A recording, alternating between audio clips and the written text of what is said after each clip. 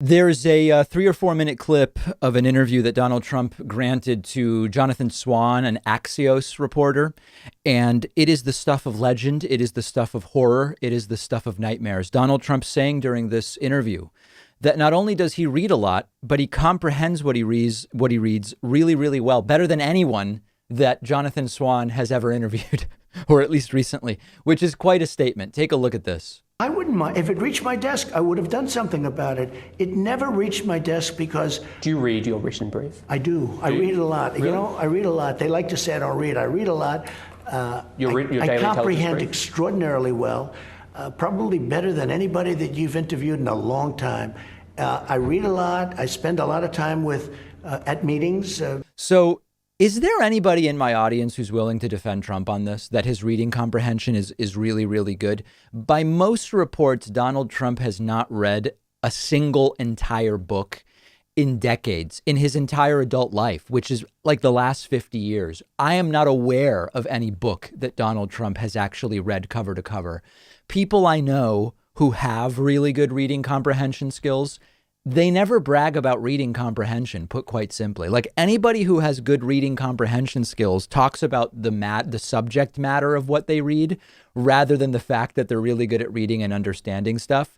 And this was only the tip of the iceberg, a bunch of other strange moments in this interview. And the story really in the interview, other than Trump claiming he can read well, which is a strange thing for presidents to ever have to defend. The real theme of this interview is Trump bending over backwards to defend not confronting Vladimir Putin about anything. Take a look at Trump here explaining why he did nothing about that entire Russian bounty story, which I continue trying to bring up. Did nothing about Russia arming the Taliban, did nothing about anything related to Russia. Take a look. I have so many briefings on so many different countries, but this one didn't reach my desk. The reason I say this is even if you don't believe this particular piece of intelligence, and there is dispute, no doubt there is dispute in the intelligence community about it, your former, John Nicholson, former head of forces in Afghanistan, said, and this is when he was working for you, that Russia is supplying weapons to the Taliban.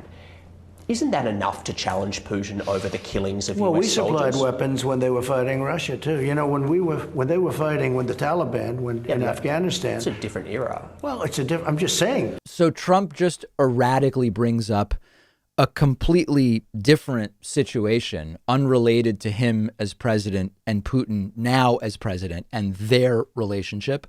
This, by the way, doesn't have to be anything more than Trump is enamored with Putin. You know, you have now, there's this slice of the left who's getting a lot of mileage of saying, oh, the Russia Gators, they were crazy. You don't have to be alleging anything here other than Trump, we know, is really impressed with authoritarians. The people he's impressed with are Putin, Duterte, Kim Jong-un, Erdogan, etc.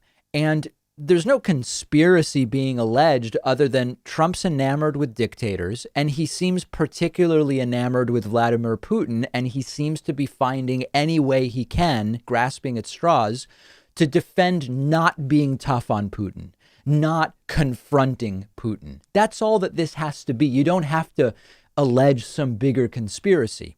Now, later in the interview, Jonathan Swan pushes Trump, and insanely sort of ends up having to explain to Trump what's going on. It's very bad, and it exposes Trump's complete lack of knowledge of even basic foreign policy realities. But you surely heard that, right? I mean, it's well known in the intelligence community that they're arming the Taliban, Russia. I don't know. When you say arming, is supplying the Taliban weapons. Paying, or are they giving Russia them? is supplying weapons and money to the Taliban. I have heard that, but it's never, it's never reached my desk. I mean, he said it on the record when he was in... Hey, Russia doesn't want anything to do with Afghanistan. Let me just tell you about Russia. Trump has access to not that he necessarily is taking people up on it, but Trump has access to the latest and greatest intelligence in the world. And you can tell that he seems to be hearing much of what Jonathan Swan is bringing up for the first time from a reporter, or at least hearing it in a way that he has to react substantively.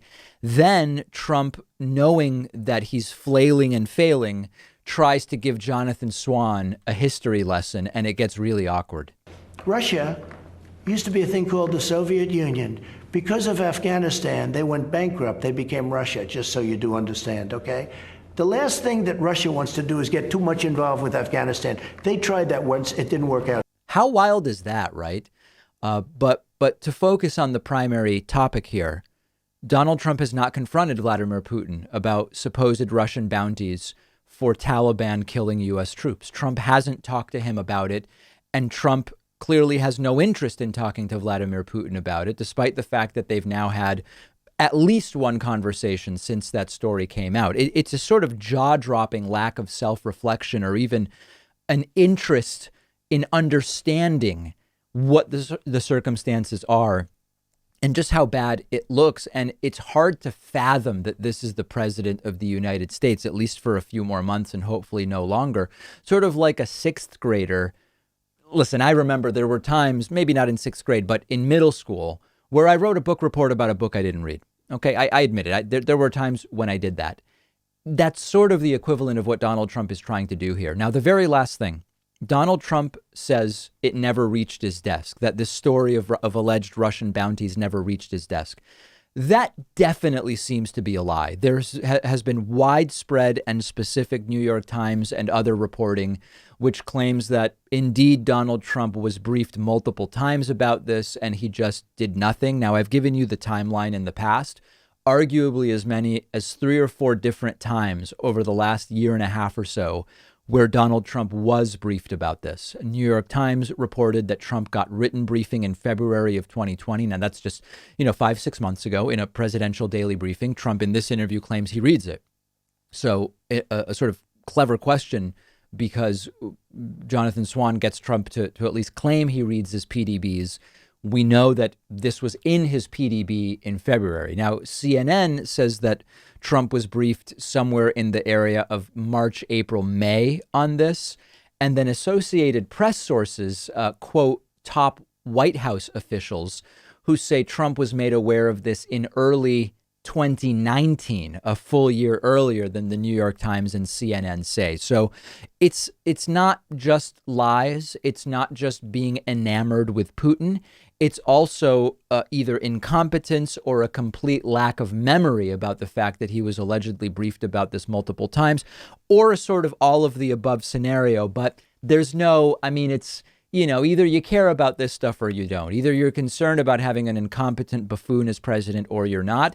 Tens of millions of people are not, and they're going to be voting for another 4 years of this in just a few months. So if we want to prevent that from being the outcome, we know what to do. I don't have to give you you don't have to understand mechanical physics or string theory or anything to understand what the thing is.